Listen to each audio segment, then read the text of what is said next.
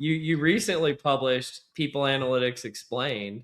Well, when did it come out, and kind of what's it about? And thank you so much for joining the podcast to talk about it.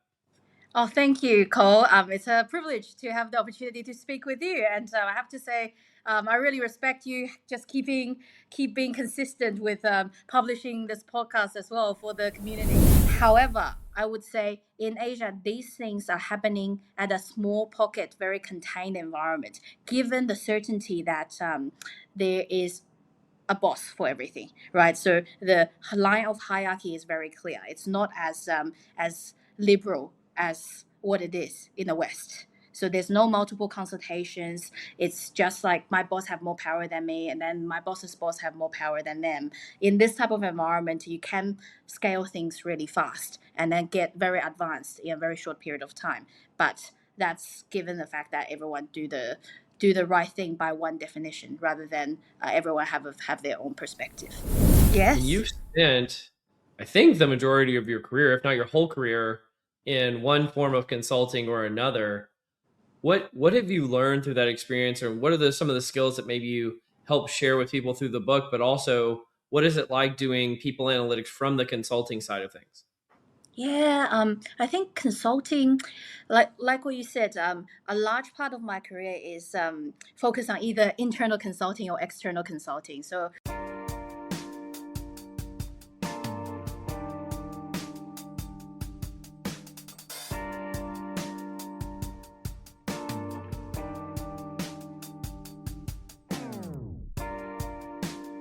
Welcome to Directionally Correct, a People Analytics podcast with your host, Cole Napper, and today's guest, Kinsey Lee, advisor of workforce transformation consulting at PwC and author of People Analytics Explained.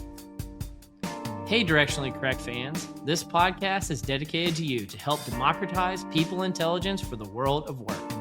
If you're looking to support the podcast, please make sure to listen weekly, subscribe to the Directionally Correct Substack newsletter, sign up for the Data-Driven HR Academy at datadrivenhracademy.com, purchase Cole's book, People Analytics, or check out everything else at colenapper.com. Before we get into it, a quick word about HR Bench, the company powering this podcast. You know, when we all started in People Analytics, we wanted to do strategic work, building predictive models, workforce planning, advising the C-suite, and most of all, quantifying the impact for the business. Instead, we spend months building dashboards and reports that should already exist. HR Bench eliminates that entire phase. Your HRIS connects, your metrics calculate, your benchmarks populate. This is not novel. This is day one, not quarter two. That means skipping straight to prescriptive analysis, storytelling, and taking action for the business. Want to learn more? Book a demo at hrbench.com/directionallycorrect. Find out more about the company powering this podcast and building the future of people intelligence. As always, all opinions are our own, and thanks for being a listener. I hear you don't eat orange vegetables or just orange foods in general. Why? wow, how did you hear that? The From prep you. obviously works. I think the orange vegetable thing, right? Having one of these fun facts always is helpful because any kind of team ice breaking or whenever we're trying to like get a little bit closer with each other, I can always use this fact. Yeah. I think the problem with me is that when I was a kid in kindergarten, I saw one day in the kitchen some carrots dropped on the ground, and those carrots actually dropped in dirty water. Then I saw carrot again when I was having the kindergarten lunchbox meal, right? And I'm like, there's no way I'm eating that. Since then, I was allergic to orange vegetables, and that includes like pumpkin. That includes carrot. What else? Yeah. Oh, sweet potato as well. So probably not very healthy, but you know. What about you? What's your fun fact? Not that. No, this is awesome. Well, I don't know if this is a terrible segue. I don't know if that motivated you to write a book in any way, but you recently published People Analytics Explained. well, when did it come out, and kind of what's it about? And thank you so much for joining the podcast to talk about it. Oh, thank you, Cole. It's a privilege to have the opportunity to speak with you, and I have to say, I really respect you just keep being consistent with publishing this podcast as well for the community. The People Analytics Explained book was published last year in September, Mhm. if I remembered correctly. Short-term memory, like a goldfish. Yeah. So yeah, we had a lunch party in London, UCL, together with the Master of People Analytics and Human Centric Management students, and I think everyone had a good time. So yeah, very excited to share that with everyone. Well, what was the experience of writing the book like, and kind of who is it for, and like what was your inspiration for doing it? Mm. Cole, I would be very interested in your book as well, the one behind you, right? And hear all that about your book as well. I think the book writing process, I'll answer it in a few different elements, right? So the inspiration of the book really is when the publisher first reached out around whether I'll be interested in writing a book about people analytics. The first thing that jumped into my mind is when I first started, what are some of the barriers that I have encountered? And one of the barrier was I clearly remember when I wanted to get into people analytics, I went into a website called Data Camp. And they had this course called Introduction to People Analytics. So I went ahead, I did the course, I received a certificate, but after this, I received a certificate, I feel like I've learned nothing about people analytics, right? I end up learning how to use R to do certain like data cleansing activity, data modeling activity, but I still have no clue how to genuinely be a people analytics professional, right? So it's not until later where I actually got more opportunity in working in people analytics that I realized that, actually with people analytics, 20% data, 80% relationship, yeah, or at least based on my experience. So I feel like there's a gap in the market in for a book that's more focused on relationship management and the consulting Mhm. skills aspect. And no, there's particularly given the audience of the book being early career professionals, I think it's critical for those individuals who want to get into the field to get a view of how you can build relationship, how to learn to build relationship. That goes to another passion of mine, which is growing up, consciously or unconsciously, I've had the privilege of observing how my parents manage stakeholders. And Mhm. my one of my parents is in the financial services industry, and as a part of her role, my mom she will have to manage her own stakeholders, and I had that experience growing up watching how she does it. However, if I put my foot in the shoes of someone who does not have that kind of experience growing up, does not get to hear that growing up, potentially they can help. They can get some help with understanding some of these concepts I just hear day to day growing up as well. So that's another inspiration, I suppose. That's awesome, though. And you mentioned it helps out with teaching people how to do consulting. And Yes. you've spent, I think, the majority of your career, if not your whole career, in one form of consulting or another. What have you learned through that experience, or what are some of the skills that maybe you help share with people through the book? But also, what is it like doing people analytics from the consulting side of things? Yeah, I think consulting, like what you said, a large part of my career is focused on either internal consulting or external consulting. So I Hmm. started off in an internal kind of starting in analysis, but then starting to do a bit more internal consulting. But then I realized that there is a need for me to also learn more about consulting as an industry as well. So that's when I moved into Aon Hewitt, which back then was a HR specific HR consulting firm. Over there, I learned really valuable consulting lessons that Hmm. an internal consulting role wouldn't really teach me, and that involves, I think, if I narrow it down to two really key components, one is the ability to manage scope, And then the second thing is the ability to listen, right? And I think both of these foundational key skills really helped subsequently with subsequent jobs. And I think if we think about consulting as well as people analytics, the example I used in the book is the analysis and synthesis lens, right? So consulting really is Mhm. about synthesis, understanding how the problem fit within the broader environment, and analysis is really about look at the problem and then break it down into chunks to solve it one by one. So being able to integrate both of these lenses are critical for any kind of people analytics professionals. Yeah, well, that makes a lot of sense. Well, can you? So we've talked a lot about, and I think most people just understand what it means to listen, or Yeah. in being an active listener. What does it mean to scope? And what Mm. are like break that down for people who haven't been in the consulting space or who are looking to build those type of skills?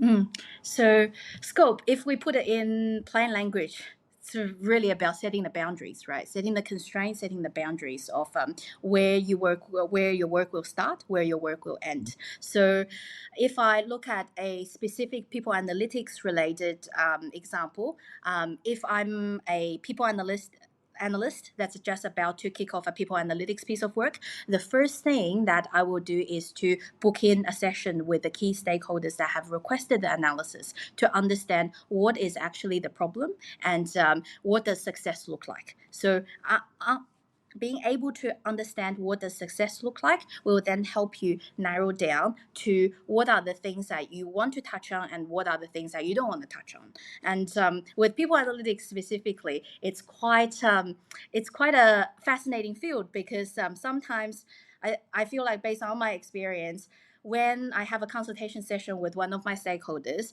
the topic will stretch out very far and wide because particularly when it comes to people issues, everything's connected, right? So your talent management issues are really just a talent management issue. Sometimes you will link to learning, sometimes it will link to other areas, employee experience, for example. So it's critical for us to be able to narrow down that scope upfront. And being able to do that, I think it will require a lot of listening, lots of asking questions, and lots of bravery as well to be able to say this does not sound like an immediate problem for us to solve. What, given our limited capacity, what should we focus on? So it's also that ability to prioritize. That's awesome. Well, I know one of the things you told me in preparation for the podcast is that you will share anything with anybody, regardless of kind of lacking a filter of sorts. Yeah. How, but how did you come about like doing that? And, how does that benefit you in the jobs and the roles that you've had in this space? Um, Cole, I can tell you a very personal story, right? Another sign of me having no filter. So, what do you, do you know your Myers Briggs? The Myers Briggs, yeah, the type Yeah, indicator. yeah. Do you know yours? I've gotten different scores in different times I've taken it, but I do know. I think I know my most recent. What is yours? So mine, similar to yours, have changed, right? Mm, I grow in age as well, right? So in university, I used to be INFJ, right? Which is okay. more about. I would just interpret the last character more about judgment rather than Hmm. perception, right? Perceiving. But then later on, that got changed to ENFJ, which is more extroverted than Yeah. introverted. I think that's due to kind of me growing up from like evolving from 20s to now 30s, right? And the most recent score I've got, or the most recent Myers Briggs type I've got, is actually ENFP, right? So I have Mm. shifted completely from judgment to perceiving, I think, right? And the the biggest symptom I think of that is the no filters element. For example, if I was talking to you, right, I would think and analyze every single one of your behavior and then make a judgment in my head. But now I don't do that anymore. I just take whatever you say to me as it is and try to react to it without analyzing too much, right? So that's probably a manifestation of what you were mentioning about no filter. I do find this way more aligned with my personal preferences now, because right now my approach is more default trust. Yeah, so I trust first until someone breaks my trust. Where before I used to not so easily trusting with people. I used to have a almost like a guard up. Where now, maybe after many years of therapy, I'm like, it's all good now. Doesn't matter. I take everyone as they are. Yeah, I was like, I mean, I've met you a few times, Kinsey. I find that very hard to believe. You were like, you like every time you're just such a positive force on the room anytime you enter it. So yeah, that's really awesome. Uh, Thank you, Cole. Thank you, Cole. I try, and I hope I will be able to bring some energy to people whenever we discuss or whenever we chat. Well, for people who are listening only, they can't see your background. That it's like the middle of the night. Where are you based now, and where are some of the places that you've kind of had pit stops in your career geographically? So I am currently based in Jakarta.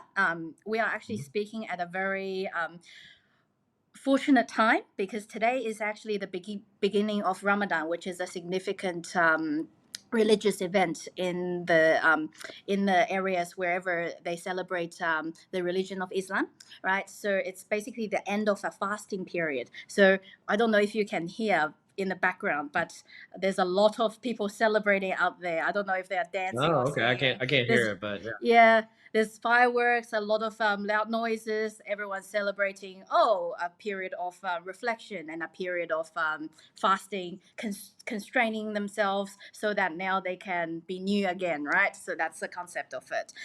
Jakarta. I've been in Jakarta since now a year and a bit. So last year we moved over in February, and before then I was in London for 3 years, or 3 and a bit years, from 2021 through to 2024, end of 2024, and then before then I was in Australia, and then moving across different territories. But I was born in China, so I moved to Australia when I was 16.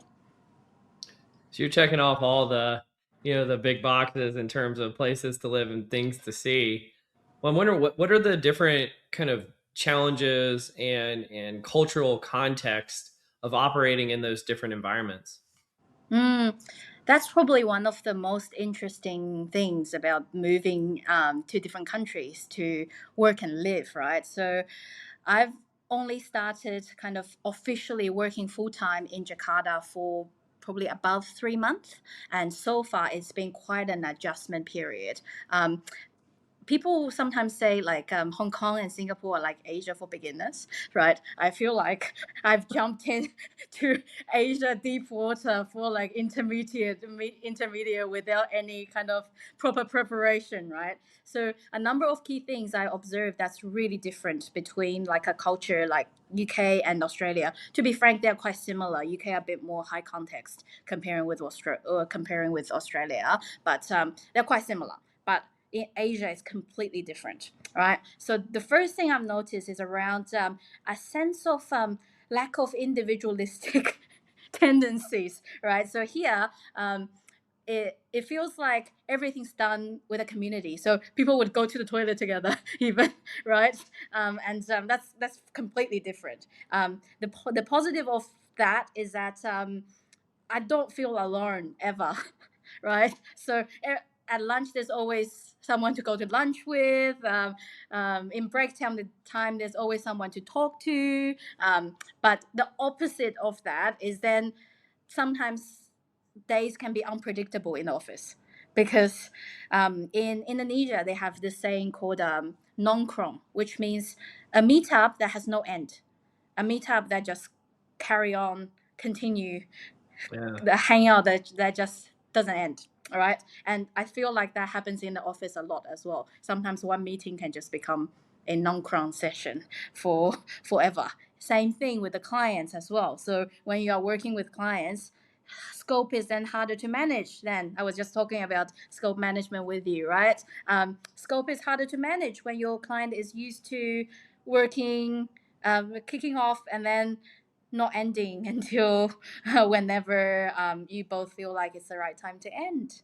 So that's one of the key differences, yeah. And another key difference is the work hours. So work hours here are a lot longer comparing Oh, with really?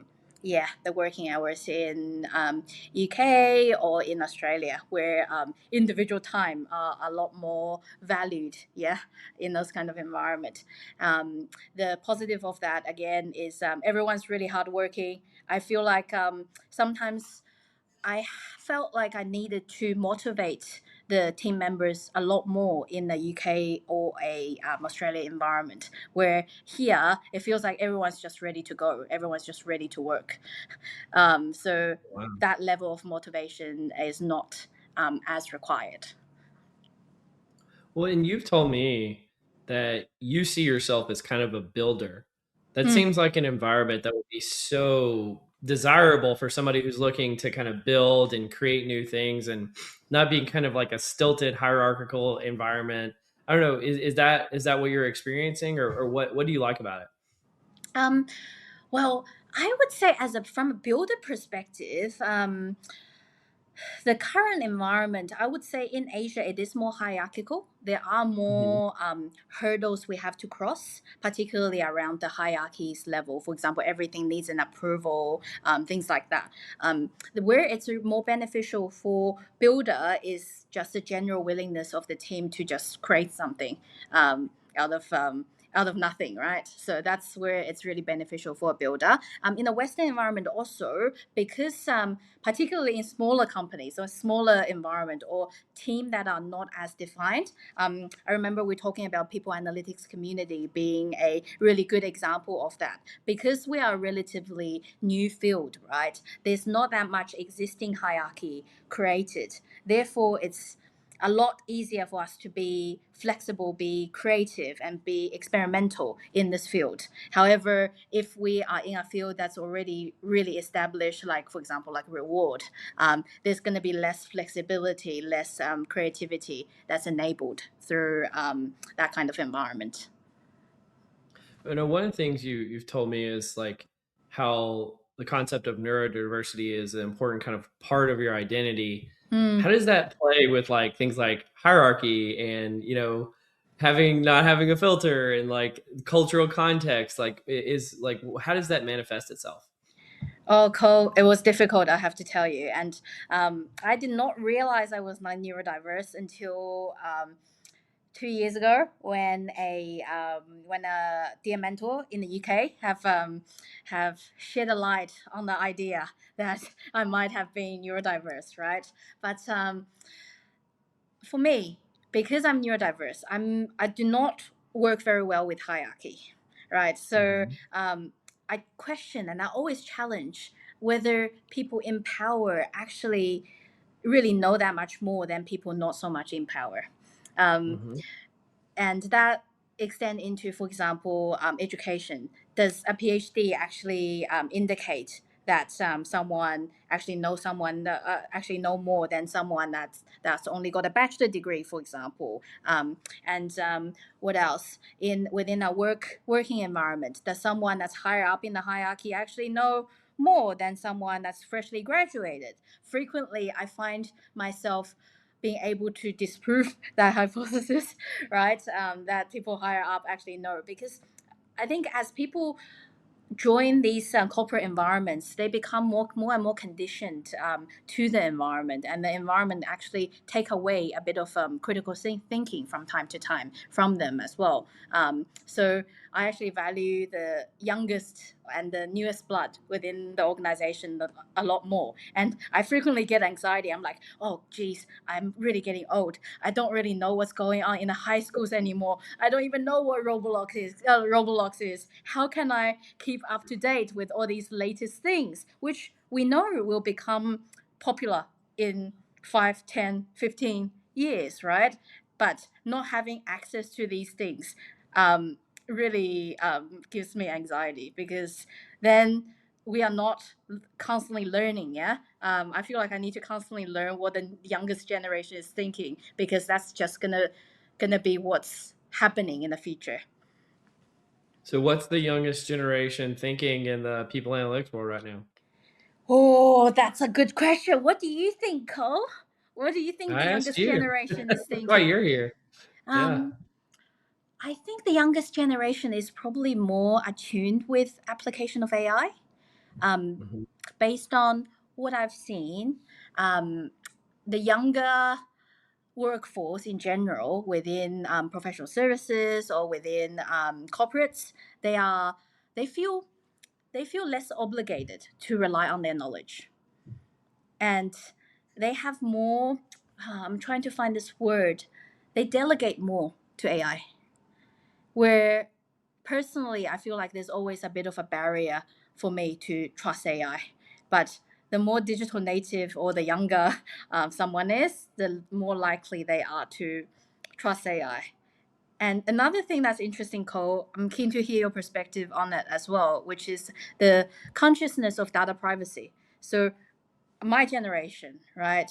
Your generation, Cole, and the Gen X, I would say, the Gen X generation, which is above us, I imagine, right? Mhm. They would have really rigid view of data privacy. Where the younger generation I've seen, they are valuing data privacy in a very different way, and they're more open to sharing their information, which makes it great for the people analytics community, right? Because I think data protection and then data governance is one of the things that can make or break a people analytics project. And moving forward, would organizational network analysis e- be easily applied, given Gen Z's appetite and Gen Alpha's appetite towards sharing their data, for example?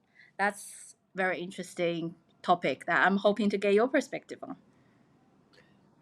Yeah, it's something I think a lot. Like I just think the Mm. concept of being like a um like your civil liberties minded person is just dying.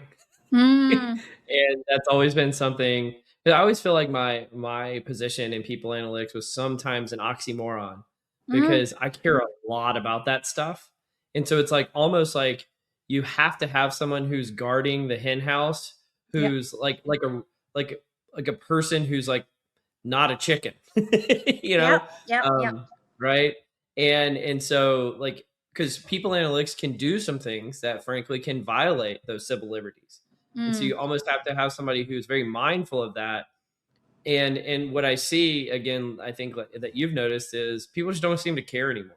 Yeah. And it's very strange in a time where you have things like GDPR, and you've got Mm. all of these different AI legislations that have come out around the globe that simultaneously like regulation has taken the place of just norms around civil liberties, and therefore people have just kind of outsourced Yeah. their need to I don't know, care about those things. I don't know. Do you have any reactions to that? Yeah, yeah, I think you're absolutely right. I think when you were sharing kind of your perspective, uh, is it a? It's not a hen, it's a rooster, no, rooster guarding a hen house, that kind of situation, right? It reminded me of like I was reading this book called the Friction Project, right? And then it's all Hmm. about how certain frictions are actually useful. So I think you're in this case, kind of your perspective is a useful friction in this process Yeah. because you kind of don't want it to be too smooth. Yeah, because that's how rights get violated. In Asia, I'm seeing absolutely, definitely, like for example, with my phone, I get weird insurance ads all the time. I don't even know how they got my Hmm. number, right? I think in Asia the data protection is still quite developing, so we're still having a lot of loopholes of numbers and then personal details being leaked. But the interesting bit is that because everyone's so used to it, it kind of gives them permission to gather these personal details in non-legit kind of ways, right? And Yeah. how would you feel if you go somewhere and they want your passport for you to get into the building? I would not go in that building. Right? And Yeah. that's something that just happens here on a day-to-day basis. I have to show my passport to someone to just get into a building. And then trust the fact that they will not take a photo of my passport and share it somewhere else. That's That's a lot of trust. Yes, that's a lot of trust. And or maybe going back to the non-filtering point, cannot be, you cannot have any filter, because if I have any filter and if I make a fuss on every single one of these interactions, I will just go crazy, because then I won't be able to go anywhere in this environment. Yeah, that's so wild. Well, I don't know. Well, you've recently joined another Big Four consulting firm. Yes. What's some of the stuff that are hot topics there right now? Oh, what you do, Cole? What do I do? Skills. Skills are Skills? Is that what huge I right do? now. Okay. Yeah. Well, what's kind of the angle that you have on it, and like how does that relate to things like job architecture, Mm. compensation, everything? Yeah, yeah. So, based on my observation, right, and a personal opinion, non-firm opinion, right? Personal opinion is that what I'm observing is lots of organizations, they, over the years, they have hired many different consultants, or they have hired many experts from the consulting firms who came in with their own methodology of measuring jobs, right? Some are based on a learning angle. Some are based on a more reward and remuneration angle. Some are based on talent management angle. There are many different angles people are coming in. So in the end, what they end up having is this monster duplicated ecosystem of ways of measuring skills and jobs.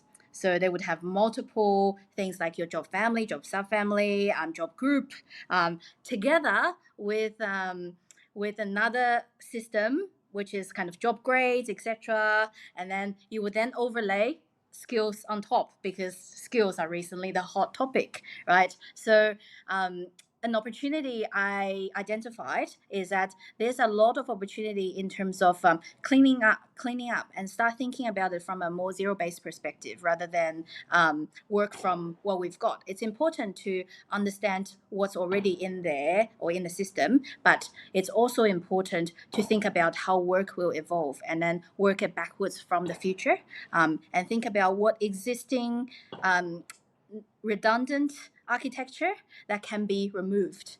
But this then goes back to that loss aversion. People don't like losing something that they have. So that creates a very complicated discussion within different organizations. But I'm really hoping that through my role, my involvement, we'll be able to create simpler, cleaner jobs and simpler, cleaner skills architecture in the future.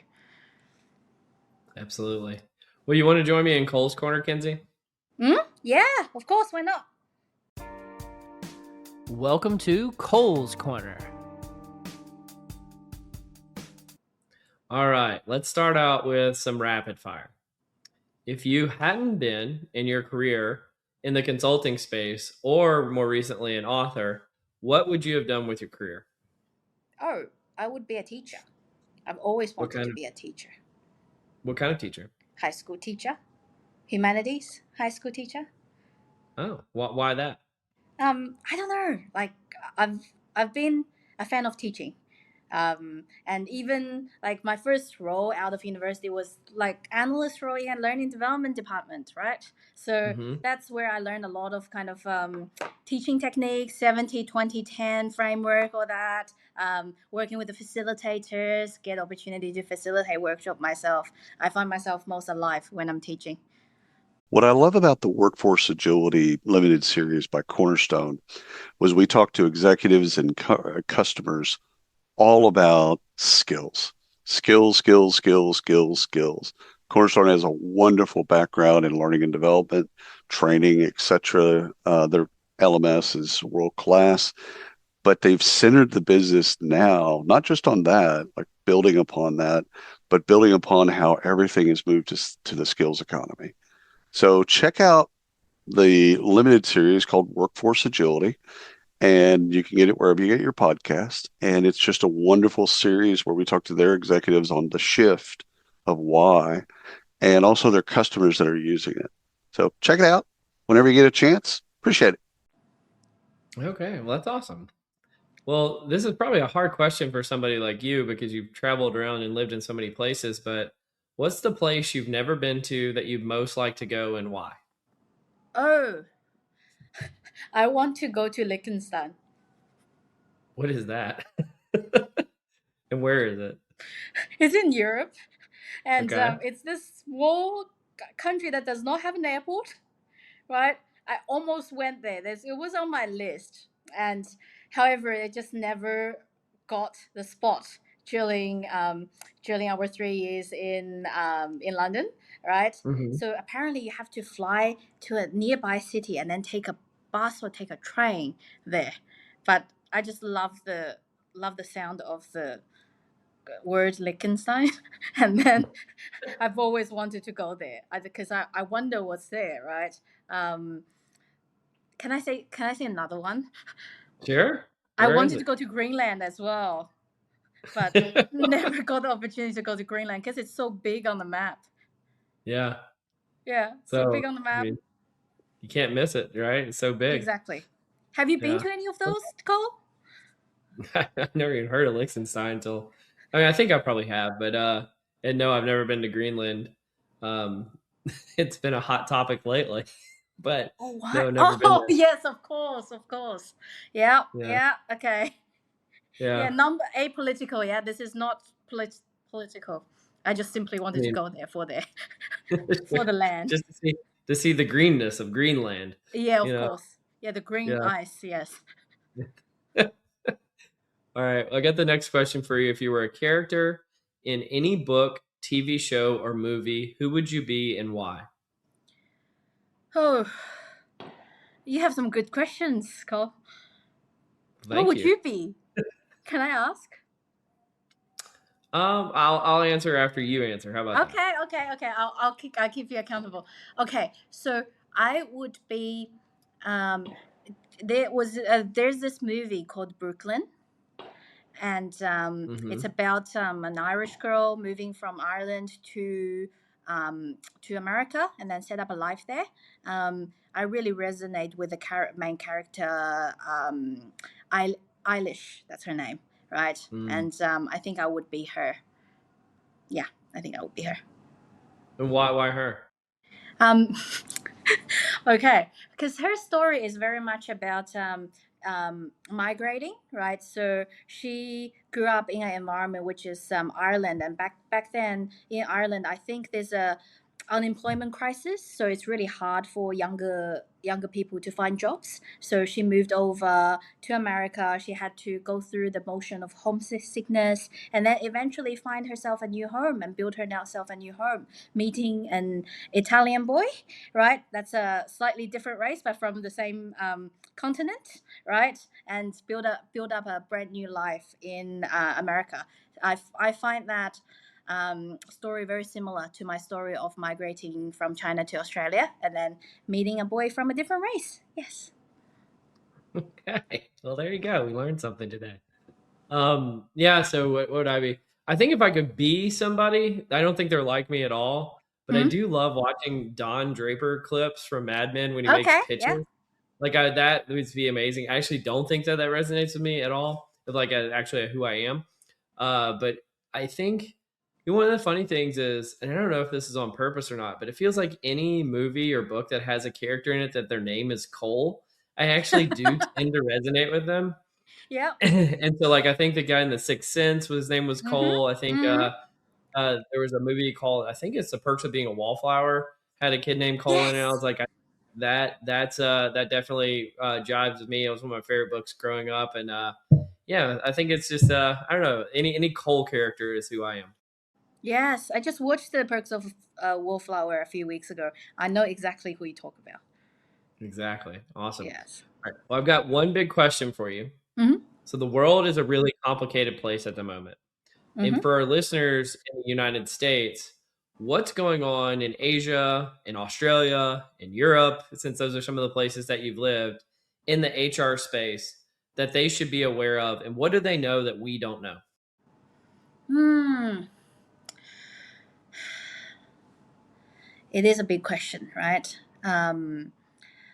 I think I'll deep dive into a key difference between kind of more Americanized culture based on my perception and experience versus the more Eastern culture. So probably less for Australia or for the UK, right? But in in the Western culture in general, we like to make things obvious. So one of the things I had to learn um, when I first moved from East to West is how do you say things that are obvious, right?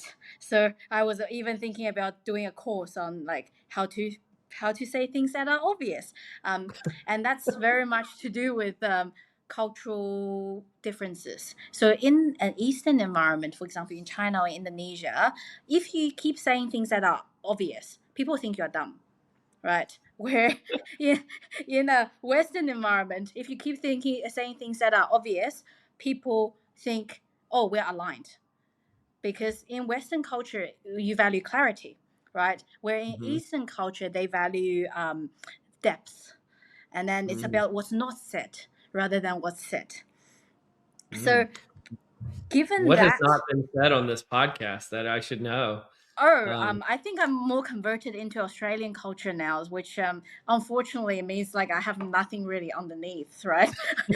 but but but what's yeah, that's just a joke, yeah. But I think what's going on with the Eastern environment is that there's a lot of good practice people analytics. So, for example, I went to this organization that they are like already so advanced in people analytics. They're already doing things that we're supposed to be doing in 3 years, social network analysis, all that kind of stuff. They've done it all, right? But that information is not getting shared because Yeah. sharing that information, number one, they might have the perception that they are bragging, and bragging is not a good thing in kind of Eastern environment, right? Number two, they are very conscious of their privacy, their company's privacy. So that's the second thing that help them say continue to safeguard this information. So what I'm observing in Eastern environment is that there are actually a lot of leading practices that's happening here, just not connected, just in very small pockets. So if someone that's in America that's hoping to kind of see what does like advance at a small pocket look like, Yeah. they can come to Asia and see. However, I would say in Asia, these things are happening at a small pocket, very contained environment, given the certainty that there is a boss for everything, right? So the line of hierarchy is very clear. It's not as liberal as what it is in the West. So there's no multiple consultations. It's just like my boss have more power than me, and then my boss's boss have more power than them. In this type of environment, you can scale things really fast and then get very advanced in a very short period of time. But that's given the fact that everyone do the right thing by one definition rather than everyone have their own perspective. Absolutely. Well, let's do some what am I reading? So let me pull up the first one. This is from a LinkedIn post by Valerio Caprero. He's citing some research in a recent paper published in the Journal of Science. Mm-hmm. And the authors analyzed career trajectories of top performers across multiple disciplines. So, Nobel laureates, elite chess players, Olympic gold medalists, and many more. And their central finding challenges a common belief that intensive single discipline training at a young age does confer an early advantage, but this advantage fades over time. So, Mm. by contrast, individuals exposed to multidisciplinary practice early in life tend to start more slowly, yet over the long run, they are more likely to reach world class performance, eventually overtaking the early specialists who often plateau just below the very top. And so, it's an important reminder that breadth early career can be a powerful investment in long term career success. What did you think about this one, Kinsey? Um, I really agree, right? Because I think a few things about this, right? It reminds me of I don't know how related this is. It probably shows my again my neurodiversity aspect. But the immediate thing that relates in my head is around cause and effect, right? Hmm. So I've been reading this book called Thinking in Bets. It's all about Yeah, like Amy yes, Duke. I've you know. actually tried to get her on the podcast unsuccessfully, but she's amazing. Oh, yes, she's amazing. I would love to meet her. Annie Duke, yeah. She also Yeah. wrote Quit, right? Which is another quite cool book. But I like this book quite a lot, right? And Hmm. specifically, she's putting it very clear that, or like for me, something that has never been clear for me, that I struggled with personally is a linkage between cause and effect. What she's Hmm. highlighting is that life is not like chess. Life is more like poker game, right? Yes. Because there's element of luck in kind of every single decision, every element of luck in every single outcome. Therefore, I think people that choose to specialize probably see life more as linear, right? More as chess field where they can predict all the outcome, and that's true to some extent. However, for those people who dabble into different things, they probably will end up having a more poker-like probability alignment because they are maximizing their luck surface area, right? Because the more the more people you meet, the more experiences that you have. Eventually, based on my experience, they all connect. It's Yeah. just going back to Steve Jobs. I think it said, what did he say? He said the dots will not connect forward. It will only connect backwards. You will not realize until you have met all the dots or something like that. The dots always connect backwards. You will never know. So if someone's really intentionally going towards something through specializing, they might get really high in that hierarchy, but it might not be the most wise investment of their time. Yeah. Yeah. I noticed this in the people analytics field itself as it's almost like there's archetypes of people I meet. And, there's the data scientist archetype, there's the consultant archetype, there's the person who just builds dashboards and runs report archetype. And that's all they are. And they can be quite successful quickly because they specialize into a single thing, but then they plateau, right? Mm. And they reach kind of their maximum NPC status, Yeah, yeah, yeah. and then they say the same things as everybody else that does that, and I find them to be quite uninteresting most of the time. Mm. And so I try to find really interesting people. And one of the things I've been playing with this idea lately, it's going to sound grandiose, but I think it's true. It's like I think I know more about people analytics than anybody in the world. Mm. Yeah. And it's not because like I'm awesome. I think I started like on that article on that curve where it was very slowly over a long period of Mm. time. But I mean, I have worked at big companies and Yeah. small companies and startups and in a variety of industries and taught at the graduate level Yeah. and written like, I don't know, I haven't counted, but let's say like 100 articles on people analytics and collaborated with people. I've had 170 episodes of this podcast. I wrote a book on people analytics. I've joined, this is my second people analytics startup at the moment. And it just like tackling every problem under the sun. I've worked at another vendor that sold data as a service for these types of things. And it's just like looking at a problem from every different perspective. And it's almost like, it's like, oh, I see. It's like, I feel like I've left a lot of those people behind nowadays. Mm. And I feel like I say things and they go, oh, Cole, how did you come up with that conclusion? And it's like, well, because of the multidisciplinary nature of looking Yes. at a problem from a variety of perspectives, it really does increase your ceiling. So I guess my PSA on that is get out of your shell, get out of your silo and start bridging boundaries and it becomes a much more interesting world. I'll say that. Yeah. And when is the Cole Napa digital twin gonna become available for us all to use? I don't know. No time soon. I'll say that. But Because you have the podcast, right? You have the podcast, you have all the articles, all the writing materials. It's all becoming like a part of your own LLM or small language model, right now. But later on it will yeah, become a large language model, right? So the only thing you are probably missing is how Cole makes decisions. So maybe someone's secretly tracking that, and then later on well, they I'll can say make that a big influence on my decision making was Annie Duke's book, Thinking in Bets. So Yeah. if you want to know how to make decisions, that's a great book to read, and check out People Analytics Explained by Kinsey Lee. She explains people analytics, so it's Yeah, good so stuff. Annie will have to come onto this podcast now after she hear that, right? I hope so. I wish you Yeah. would. Well, let me hit you with the next Mm, what am I reading article. So yeah. next article is something I've been talking about a lot. I just can't stop talking about it, to be honest with you, is the power law. So we've got another article from Dr. John Sullivan, somebody we've covered quite a lot on the podcast. He says the stunning performance differential between top and average performers. And he's talking about this from the angle of recruiting.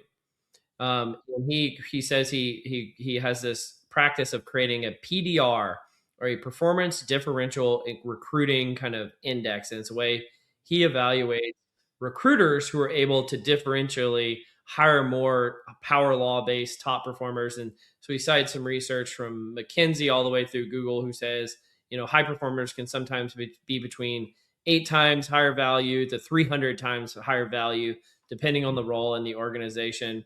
And so he says how he's become the world's most aggressive recruiter after learning the huge performance differential of hiring top performers. And this realization forces you to become more aggressive because you simply have no choice of landing these high performers unless you use the most aggressive recruiting tools and strategies, which I don't know if I necessarily agree with. But he's saying they're sought out after by everybody, Meta, Microsoft, NVIDIA. And you see this wave of multi-million-dollar recruiting packages offered to candidates, getting $10 million, $20 million because of this differential performance. I don't know. Have you experienced this or seen this in your career, Kinsey, about the power law, first of all, but second, the role that it plays in recruiting for potential talent? I'm skeptical regarding that. Yeah, and can I confirm? I didn't get a chance to read it in detail. Was it just for Google, Apple, or these companies? He cites research from those companies, but I think Right. he's writing it for recruiters primarily. Yeah. Is it real world? Because those companies, in some sense, I don't see them as real world, right? They are the real elite of the elite, as per as per their ads, right? What what I wanted to comment on this is more around something I actually, one very large lesson of my MBA class is around, does performance review actually matter? If we take away the performance review, does it make a difference? Because I feel like, how is this guy justifying whether a hire is an effective hire or not, right? Mm-hmm. That is a question. Is it via performance review of this individual? And if it is via the performance review of this individual, is it worth it to look into whether the performance review is actually assessing the qualities that are Mm-hmm. critical for the organization's success? Is that a rhetorical question? Yeah, I don't know. That's a question for everyone to think about. Because from Okay. my experience, perhaps because I haven't worked at Apple, I haven't worked at Google. Maybe their methodology is more sound because they have more PhD, right? Mm-hmm. In those kind of environments. But based on my like on the ground in the market observation, right? Most organizations do not have a sound performance review Yeah. system, right? So when the performance review system is not itself flawed, right? And itself flawed. Not saying because it's flawed, then all the data is not useful. But how do we justify? How do we justify the inference from that already flawed system is not further diluting the quality of the information? Yeah. I think your point is well taken on that there are poor ways of quantifying the objectivity of performance, and Mm, therefore to know if somebody is 8 times more valuable or 300 times more yeah. valuable in many different professions. And so the whole premise of it is questionable at that. Yet there are areas where it is quantifiable too. And then I think people tend to bristle when the results come out in a non-linear fashion, right? That one person is just not just twice as good, maybe they're 8 times as good, or maybe they're 100 times as good. And I think people kind of bristle at that notion. And I think this is why I'm going to go a different angle. One of the things I find is people, because I talk about the power law a lot, people are like putting me into a box about the power law. And like, I'm pretty sure every time I cover it, I say something different. And I'm going to say something different that I haven't said before here, which is I think this topic is at the root. It cuts deep into kind of this primal difference. Like to talk about the MBTI earlier, there probably is like a scale is like, are you a person who believes in the power law or doesn't believe in the power law? And it's very polarizing into which type you fall into. And it's because it's almost a fundamental belief about human nature that all humans are kind of created equal and alike. And there is some variation within that, but it's the variation is within a reasonable difference. And then there are people who are like, no, human beings are not created equal. And some people are just worth more than others, and sometimes substantially more than others. And I think that people just fall into these camps. And so that's why it becomes such a polarizing topic. And so, some people say, well, we just don't have the data on it. So we can never know which type you fall into. And some people say, well, we do have the data on it. And because of that, we know that people actually aren't equal. And I think both of those people are wrong. And I think what you have to do is you have to find the situations in which you can truly quantify this information, but you have to treat people as like, equivalent human beings under, the eyes of a higher power, right? Yeah. And so you can't, if you fall into one of or the other camp, you're missing half of the equation. And I feel like that's why I keep talking about this. It's like I'm itching at a scab that I'm just it won't heal. And that's another reason why I think this topic is so important, because I truly think it is hit on the core nerve of the human psyche. Yeah. Well, I always think the truth is somewhere in between. Yeah. When there are Yeah. people that have very um, well, black and white is not the best word, or very strong opinion. It's Hmm. never the truth is always somewhere in between them and the opposition. Yeah, It's not, absolutely. yeah, it's not saying they are not valid. It's just saying somewhere in between. Hmm. At least we know that. At least we know that. Well, let me hit you with the last article that I've got here. And Is so this the one about nudge? it's about nudges. So, friend of the podcast, previous guest, Ludic Stellick, found some research in the Journal of Behavioral Decision Making. It was a meta analysis assessing the impact of nudges and the comprehensive second order effects of nudges. And so it says it's another piece of evidence showing that nudges may not be as effective as often assumed. So the recent meta-analysis synthesized 14 papers, or no, sorry, 14 meta-analyses, 1,600 primary studies, 30 million participants, finding that nudges show a small positive average effect. However, after correcting for publication bias, the pooled effect is statistically indistinguishable from zero. Moreover, the majority of existing meta analyses are rated as low or critically low in methodological quality, with no robust moderators of nudge effectiveness emerging. And so the implication is not that nudges never work, but is that their average impact is lightly overstated in the literature. And for policy and practice, this suggests a shift from broad based claims about what works towards more precise, context specific, and methodologically rigorous evaluations of nudges in particular. What did you Yeah. think about this one, Kinsey? Well, we had a book from Richard Thaler, right? Called Yeah. Nudge, Yep. right? I think that helped helped people overestimating, because people have a tendency Libertarian of, paternalism. Yeah, I yeah, remember. yeah, yeah. People have a tendency of overestimating what's popular, right? So that book obviously has been quite popular, so it's becoming a corporate buzzword. So everyone's nudging now. But the fundamental is that just think about our parents nudge all the time. Do we listen? Yeah. Right? First few times it might work, but then afterwards we just, or personally from my experience, I just profile it as nagging. So is it a Yes. nudge or is it nagging?